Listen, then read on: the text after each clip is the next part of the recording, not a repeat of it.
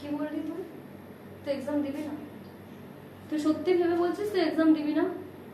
যদি তুই এক্সাম না দিস আমিও এক্সাম দেবো না। তুই প্রজেক্ট করিসনি তো কি হয়েছে? আমি আমি করেছি, তুই আমারটা জমা দিবি। তুই অসুস্থ ছিলিস না, আমিও জানি। আমি বলবো স্যারকে আমি অসুস্থ ছিলাম, তুই এটা নে, তুই জমা দিবি। তুই এটা জমা দে না, আমি তোকে বলছি। আমি তোকে ফ্রেন্ড বলেছিলাম তো, বল। সেই দিনটার কথা তোর মনে পড়ে যেদিন আমরা ফ্রেন্ডশিপ করেছিলাম? আমি তোকে বলেছিলাম আমি তোর সাথে থাকবো।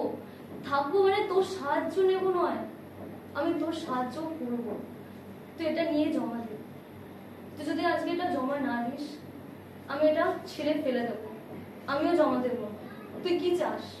আমাকে স্যার ক্ষমা করে দেবে কিন্তু তোকে করবে না। তুই জানিস আমি প্রত্যেকটা ক্লাস অ্যাটেন্ড করেছি, তুই করিসনি। তুই অসুস্থ ছিলি, স্যার এই জন্য তোর উপর রেগে গেছে।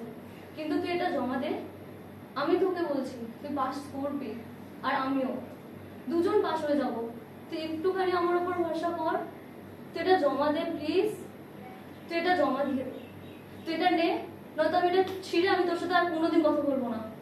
তোকে এটা নিতেই হবে আজকে, এটা জমা নিবি, এটা তোকে নিতেই হবে আমার থেকে।